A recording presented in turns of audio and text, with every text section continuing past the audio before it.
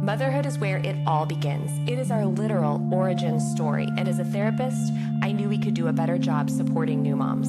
Come with me on this journey as we build the digital village, one family at a time.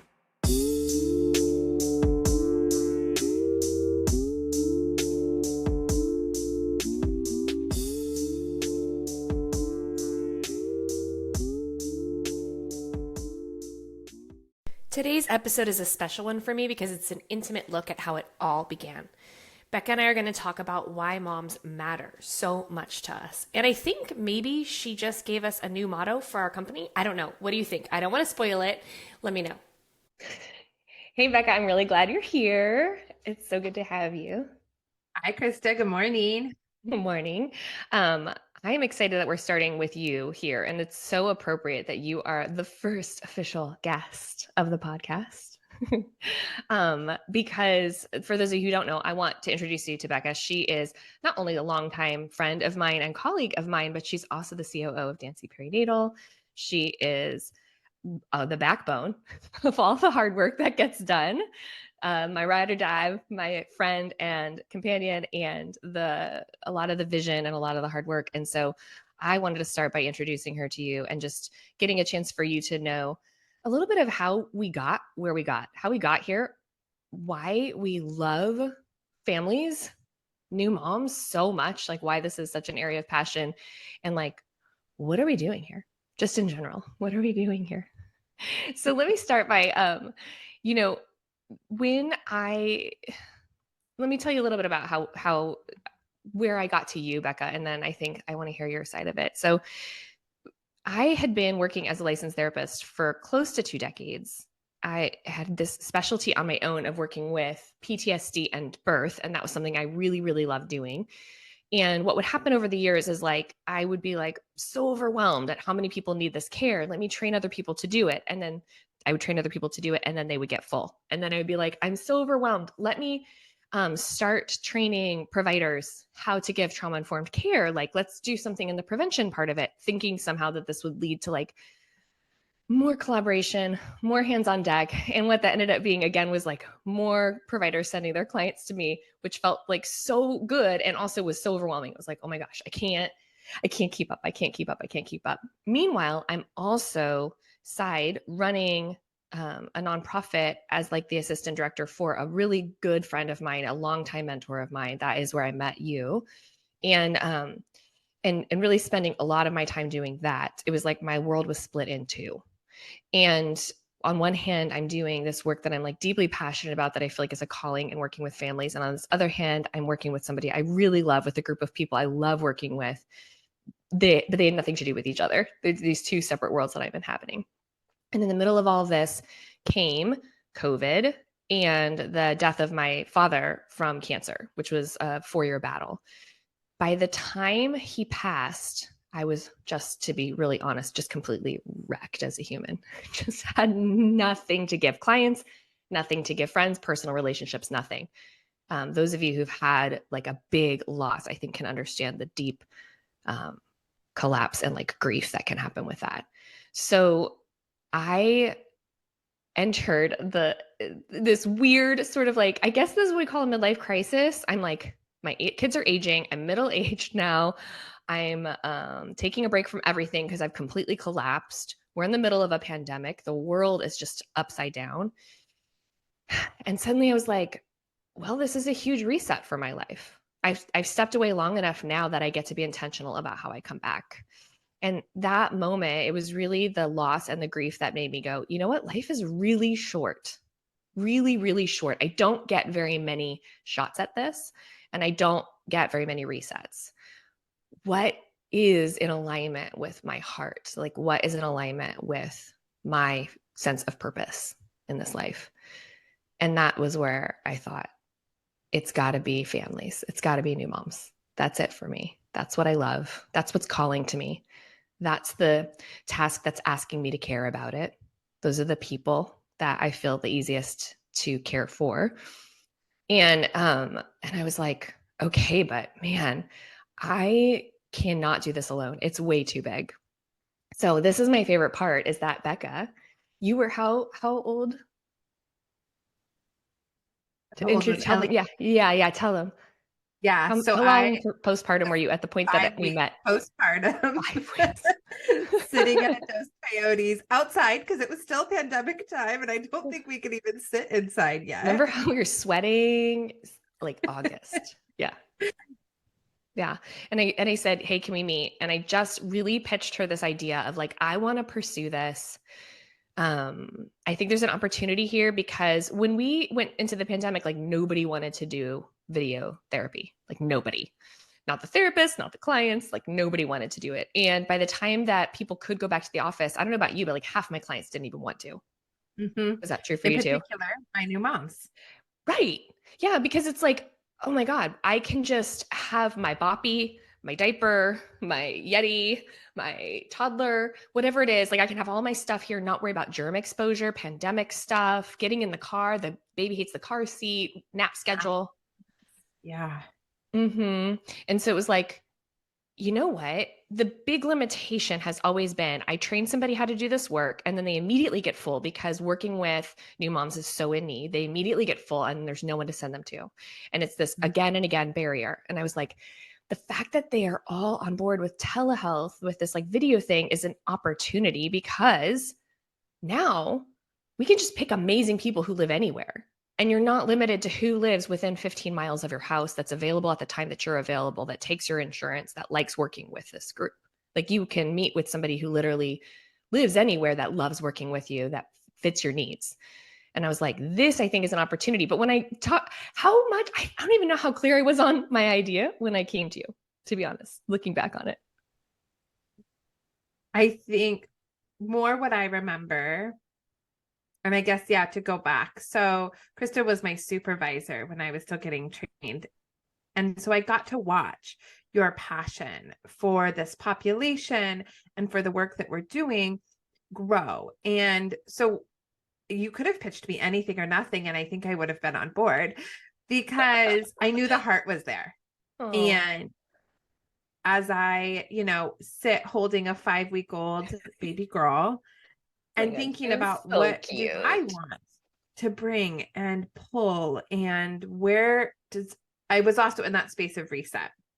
I had a Mm, 2 year old at home, felt very full in my life, and was trying to figure out what direction do I want to go professionally. I have a thriving private practice, but knowing I wanted something bigger, I wanted something more. I wanted to be able to go on school field trips with my kids and mm, not have every hour be tied to a client hour, and mhm, really bridge this gap that says, how do I be a working mom in a way that feels really authentic to me? mhm, And I think that for me was the heart that I felt instantly, was that we were going to create a place that moms could work and thrive, and we would serve families. mhm, And that potential was exponential.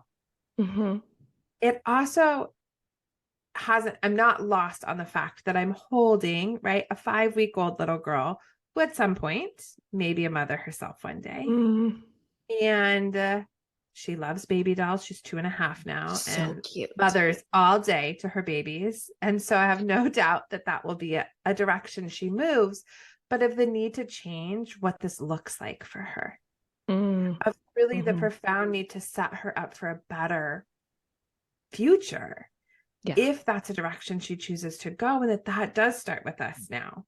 And I'm so humbled and honored to be part of this work because it's Mm, so much bigger mhm, than even just us and the families we immediately serve, but about creating generational change, both in family systems themselves as we help heal, but mhm. also for the generations that lie ahead, that says we can do this different. Yeah. And that, I think we can both laugh and recognize how we do this work has changed so drastically since our first. Yes. It We continues to change. Every safe to meeting is say like, like we didn't know what we were doing. yeah, like Keep here's it this new safe. idea. Maybe this is a new way, Mhm, and here's this need that we want to fill. But mhm, that heart mhm, of making a better place mhm, for passionate therapists to come together to serve the populations they love from an educated, informed base mhm. to really serving families and creating generational change has been at the heart. And that was an easy yes for me. Yeah. The generational change part, that's the part that like I can get myself worked up into crying about because like I there is literally no way to measure the potential of a baby, right? There's Mm-hmm. no way to measure the potential impact when an infant comes into a home where the parents and particularly the mom are feeling like they're getting support Yeah. versus not. Like, how can you even? You can't. It's infinite, right? Because we know that what happens in those early experiences becomes this template for how that child will grow up and live their life and how they will parent, right? Yeah. That's why like early intervention is so important on everything. And so if we can, well, you don't get earlier intervention than like prenatal, like that's the best early intervention. And so if we can come in and be like, hey, we want to help you feel like you're not just surviving, but you are cared for. You have the tools you need, you have the cheerleading you need. Like if we can do that for new families, how can you even measure what ripple effects? How many generations will breathe a little easier, hug a Mm. little tighter, smile a little easier, right? Yeah. And when I came to you, like I pulled this, I wanted to pull up the statistics that had at the time just really bothered me because this was in 2020. According to like pandemic research, about almost 40% of new moms had depression and almost Mhm. 60% had anxiety.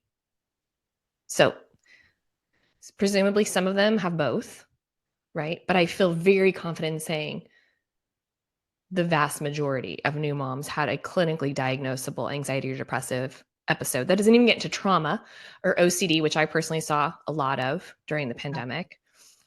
And I just thought, oh my God, what are we doing? Like, And this is the next generation. looking at over 3.5 million births in the United States alone per year. Mm-hmm. Mm-hmm. So when you do that math, the millions of families that could use more support, Mm-hmm. realistic expectations, hope about change, and that it can look different, Mm-hmm. it feels like a no-brainer. It feels like a no-brainer. So, what I loved that. I wasn't sure if we were going to say her name. This was like hesitant. I should have asked you ahead of time. I love that she was sort of like our Dancy prenatal cradle baby because she was there for all of like our early figuring it out together. And her age really tracks with the age of this idea very closely. So now she's like a toddler who holds her baby dolls, and I just tickles me. She's so precious. Um, it's like I'm curious. It's a really fun thing to me that we've created this I feel like even this village among us because most everybody is a mom themselves with young kids or school-age children. And so it's this interesting thing where we are caring for new families and we're caring for a lot of pregnant or new moms specifically. And like while we are also mothering. Yes. And the irony of like this balance of trying to tell our clients like it's really important to have self-care and to have good boundaries and it's really and then Yeah. in our own meetings being like oh my gosh this Yes, is and I do feel that's the hard. trickle down. So, right, I see some clients and I'm telling that to them, and then I see our clinicians and I'm telling that to all of them, and then I go home and Chris is telling it to me, and but I'm it like it's feels very okay much to like take that Saturday village. off Becca. Do But it. yeah, that this is what it's supposed to feel like, which is we're Mm-hmm. surrounded by community of those where Chris, your children are a I little love bit that. older. So Yeah. when you say it's okay and here's the space and take it for yourself and there's more time, you're coming at it with that wisdom and knowledge and love and care. And that for me is part of what has been lost is that so much of us don't have Mm, that that I can call my mom and my mom is wonderful and is a huge support for me. And I recognize I need more than one person. mm-hmm. Right. And that part of this village that we are creating is that there's a full network of Mm-hmm. folks from different ages and stages where, one of our clinicians, her children were launching to college and her sharing the experience of that, and somebody else is embarking on high school and somebody else is going out on maternity leave, and the variety where we get this really amazing Mm-hmm. collective of Mm-hmm. different experiences and perspectives to get to be shared from a place of caring and love. Mm-hmm. And then we get to pass that through to our clients and the families we serve. Yeah, I love that. I think that's so important because what I think is like the obvious thing when you look at the data about like motherhood in crisis basically is that isolation is really, in my opinion, the biggest factor. I think it's the biggest factor. There's a lot Yeah. of other stuff going on. There's like, financial strain, and there's pandemic concerns, and I mean, there's a lot there. I'm not trying to oversimplify, but if I could pick one thing to give my work to, which I have, it's like that isolation piece. It's the Yeah. fact that if we motherhood's hard. Like if you're trying to do it well, it's hard. I just think that's just true. Just Yeah. like making a baby is hard, raising a baby is hard. These things are hard. Um, Bringing a baby into this world, no matter in what way you did it, is hard. It's hard work. And if you are doing that in isolation, which is personally how I felt like I entered motherhood in a lot of isolation myself. And like you said, I'm older, my kids are older. So this way predates, but I carried it with me because when you have a really rough day or really rough night and your only option is to like go Google something, Mm-hmm. and your only option for input is the God help us all, the like online social media mom groups, right? Is like the best like conversation you've got. It's the best understanding you've got. Or books on the subject, right? Which are mixed things, sometimes helpful, sometimes not, but not personal. When that's all you've got at 2 in the morning, when you're really sure you're doing everything wrong and you're sure you're not going to be okay, and it's like so overwhelming, and that's all you have, like, no kidding, it makes it worse because it goes from being like, this was a hard day, and turning it into like, I'm failing. I can't do this. I'm failing my baby. There's something wrong, right? Like these catastrophic parts of experience that if you had a loving maternal force in your life who was like, oh, sweetie, this is just hard. Yeah. Well, and really and I say this a lot to families I work with, and felt it myself, of the difference between going to Google something that gives me an answer, Maybe. maybe Yeah, maybe an helpful, maybe answer, not. maybe not a true answer, but it's going to give me something to do with my baby, Mm-hmm. but it does nothing for the care of me. It Oh, does I nothing love for that. the So care true. of the mother. Mm-hmm. Versus when I call my mom or you or another friend, Mm-hmm. or to my partner, and they see that I am on the verge of tears because I'm struggling, I'm not met with criticism or critique, but with comfort. And Yeah, how because they can see you. yeah, miss being seen.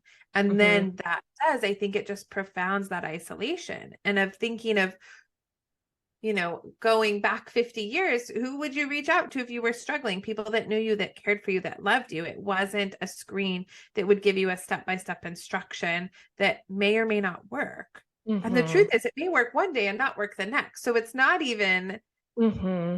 knocking what you're finding specifically, but of just that the relationship between parent and child is so nuanced and so individualized that when Mm-hmm. we lose the person part of it, I think we all suffer. Yeah, I love that. It's so true.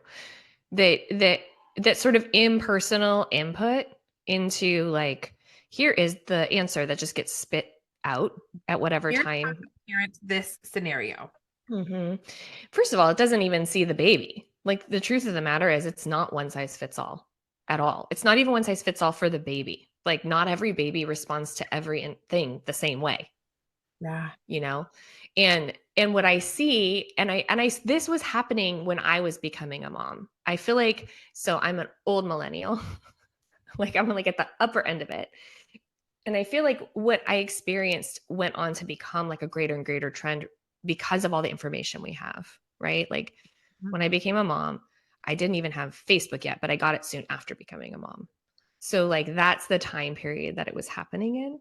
And so I just felt like I didn't really have mom friends in my life. I didn't have my own mom living near me. I didn't have any other voices except for this sort of impersonal, whatever I could find in a book or in whatever. And what it really did for me personally was just add to my anxiety.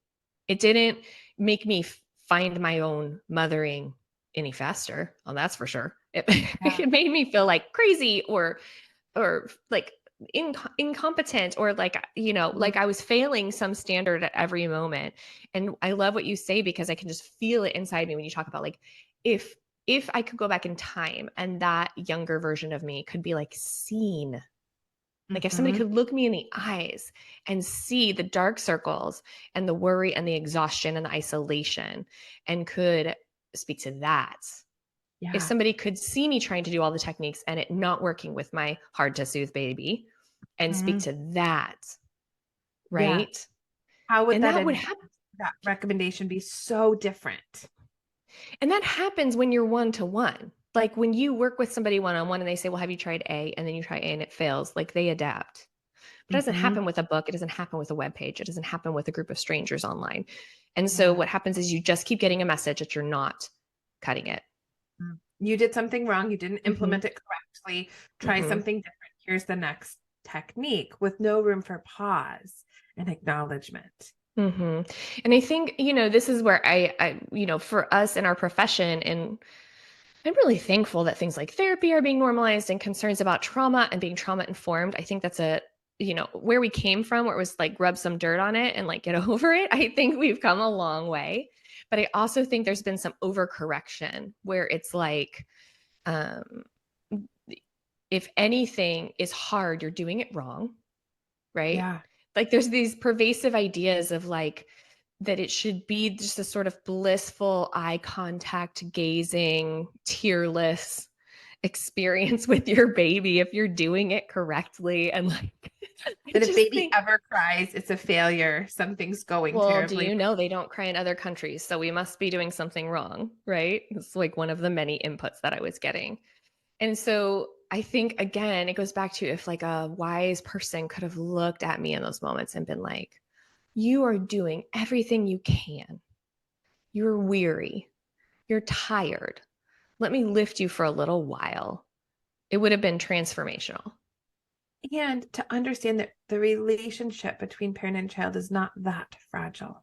Oh, I love It's that. not Say going to more. break in 3 minutes. You go to the bathroom and your baby's upset Yes. without But holding and trying to soothe the baby, right? It's not right. going to break in the moment you grab a snack or a bite to eat. And it may feel Mm-hmm. uncomfortable, but I really just align with what you're saying of that it being uncomfortable doesn't mean that you're doing something wrong. Mm-hmm. It's hard to hear a baby upset. It's also hard to be starving and continue to parent an upset baby. Mm-hmm. And in moments, right, where we're talking about minutes at a time, to be able to pull into what do I need to sustain this? That this actually isn't disrupting attachment and my baby is not learning that the world is unsafe and I'm not a terrible mother for needing a moment of Mm-hmm. space to myself. Mm-hmm. I learned recently through the beauty of the social network that other countries, like the UK, that they give recommendations to new moms, even in the hospital, that if you get overwhelmed and baby is crying a lot, to put baby down in a safe place and take a break. And they give them like a step by step. Like, go get a Yeah. drink of water, go get some food, go use the restroom, go breathe outside air, go count to 10. Like, they give them like action items in the same way that in the US hospitals, they'll give you like the pamphlets on put your baby on their back to sleep and that kind of stuff. Like, they will give them pamphlets and information, psycho ed before the moms ever leave the hospital to if you've tried all the things you know how and baby is still crying, put baby in a safe space and do these things for yourself before you go back in. And that is the recommendation the experts are saying. And when I learned that, I was like, oh, I had so many feelings. I was like so glad that that was a thing. And I was also so mad because I feel like, where was that recommendation? Right? Mm. What I interpreted. Now, I'm going to be fair and say, maybe this isn't what anybody intended for me to interpret. I'm tired, new, young mom. Maybe it's not what I was supposed to have heard. What I heard, what I internalized was babies only cry because you're doing something wrong. Babies only Mm-hmm. cry because the attachment is being strained. Babies only cry because you're not attending to something. Have you tried chiropractic? Have you tried gripe water? Have you tried leg bicycling? Have you tried sunshine? Have you tried swaddling? Have you tried white noise? Have you tried, right? And like the underlying conversation there is, have you tried, have you tried, have you tried means there's something you're failing at that will solve this. And I had a hard to soothe baby and I was isolated and alone. And like that message was so damaging and destructive because not only did it hurt, which, you can heal from that feeling of like I'm failing, right? But it was an impediment to my, really, actually, ironically, I think my attachment to my infant because I felt a sense of failure when he would cry, like I'm failing you. And the ability to self-soothe and co-soothe, right? Mm-hmm. How can I soothe my child if the more they cry, the more activated I have become because I'm internalizing that I'm failing this? Totally. Yep. And So to that, me, in my yeah. perfect world, what Dancy Perinatal would be is like a place on the corner, right? Mm-hmm. It'd be a place on the corner where you could meet with every perinatal professional that you need all in one place, right? All be covered by your insurance and have available appointments that you could schedule at your convenience, and everyone would be kind and lovely, and appointments wouldn't be rushed, and you would have mental health support in the same place you have physical health support in the same place that you have PT, because everyone should have PT after they're pregnant. And don't even get me started, everyone who wants it should have lactation support, and the list goes on, right? In my mind, Dancy Perinatal would be a corner place that you could come to, and it would become what I'm hoping this is becoming, which is cross-disciplinary place that supports and wraps around families. And then as the families grow up, they turn around and support the ones behind them because I feel Absolutely. like that's missing. Now, we don't Mm-hmm. get to do that on the corner yet, although one day, Becca, one day, one day on every corner. For now, it has to be virtual, but same idea of like you can come lay your weary head Mm-hmm. here. And that's part of, in part of my role is really looking at some different opportunities for growth and where is their support needs. And I'm excited because we have an entire year ahead of community classes and new group offerings at, lower rates, and we can take insurance and all these ways to connect more families to more care.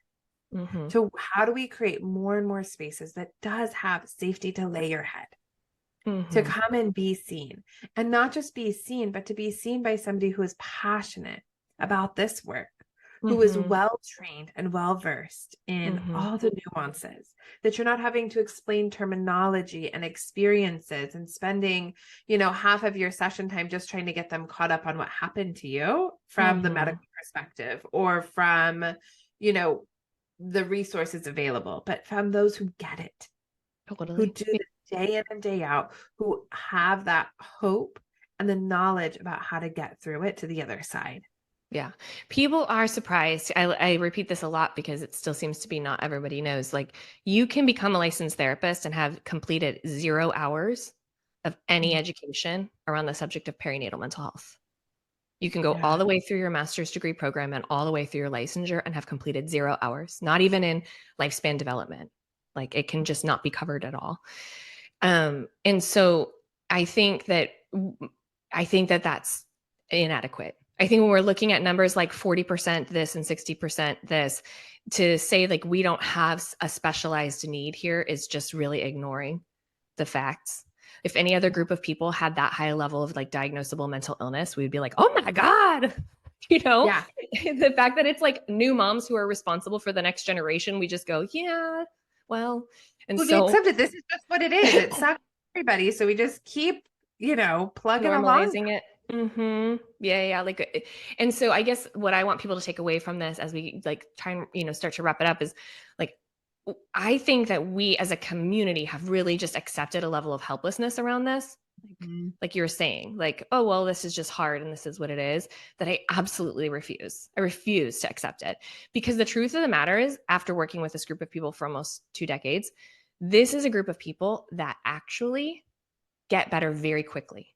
If Yeah. you are like recognizing yourself in what we're saying, they get better very quickly. This group of people is highly motivated because why? Because they want to give their kids something good. So they're highly motivated to get healthy and well and to do what they can with the resources they have. So this is a group of people that a little ounce of care Mhm. creates a lot of healing. And this is totally just my personal take on it. I don't have any research behind it, but I also feel like we're wired for healing in that time. Our body is Love that. healing. Like, I just feel like it is such a time that we are wired for this transformation and healing and growth. And that I do see just transformative experiences so quickly and so rapidly. Mm-hmm. Uh, and that the tools and techniques that we're using are different Mm-hmm. than what I serve in a general population because the needs are different. Mm-hmm. And it makes it a really unique experience that I do. And basically, you and I are aligned on this. We really believe that the specialized training is needed to Mm-hmm. give this population the best Mm-hmm. services Yeah. receive. And like, I just believe deeply they deserve the best services. I'm just Yeah. like, you can't, yeah, it's something I could get real fired up about. I'm like, they should be getting the best of what we have to give, not the worst. They should not be the afterthought of our community. They should be the first thought because it's literally the next generation.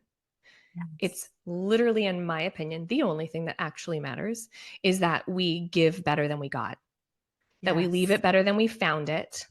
Mm-hmm. And that, when you look at your little girl, you know mom's working hard in some way in this world. We don't all have the same calling, but in some way, mom's working hard to make sure, baby girl, that when it's your turn, you got better than she got. And then it's going to be your job to take the baton and run with it and do that Mm-hmm. for your little girl because there's going to be things we are going to leave behind, right? That you're going to have to repair. And that if everybody takes that task seriously, then we end up in a spot where we all heal together. And that's, in my opinion, like literally the point of living. What else Yeah. are we here for if it's not to heal together? Yeah. And I think you and I would both agree and acknowledge that our own personal work in this, our own Mm-hmm. therapy, our own support systems, our own creating our tribe is part of what gives us the voice to say this because we did it. Because We we did it. walked in it and found the support and can see the impact that it makes for us and Mm-hmm. for families day in and day out. Mm-hmm. Oh, I love that. Well, thank you for being here and being introduced. I'm so thankful. I hope that I tell you this enough, but I want to tell you on the literal record that I'm so thankful for your work, for families, for our clinicians, for our clients. You do an important job. And I am grateful that you said yes. I'm really grateful you said yes. I said to you, I remember saying this, like, no pressure, but if you say no, that's fine. Do you remember me saying this to you? If you say no, that's okay. I'm just going to go do something else.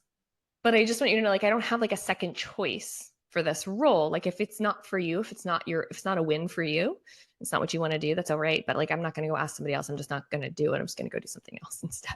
Like, I can always find something else to do for myself, but just no pressure. It's just like you, or it's not happening. So I'm really glad you said yes. I am too. And as I also say, but we'll say it on the record, I'm so thankful to be here. I'm Yeah. thankful for your guidance and wisdom and passion for this. That something that was on my mind, knowing I was coming here today is thinking about that Dancy Perinatal is a place that passion grows. Ooh, that's catchy. I like that.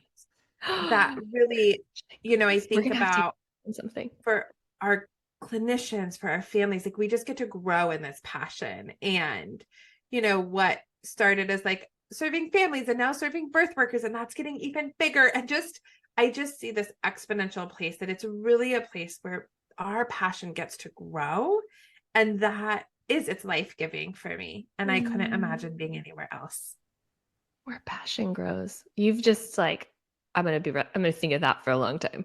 That's gonna have to go on something. We're gonna have to put that on something. Where passion grows. I love it. Okay. All right, we'll stop there. Thanks, Okay. Becca. Yeah. And you're going to hear more from Becca later. She's going to come back and talk about, are we calling it sexuality and intimacy in the perinatal period? Is that what we're calling it? Love Yeah, it. we're going to talk about, But say that one more essentially, time. we're all about sex. Yes, we're going to talk about sex. It's going to be really fun. And so keep an eye out for that. She's going to come back later on and probably more than one time, but we know one time for sure. Thanks so much, Becca. Thanks, Krysta. Bye.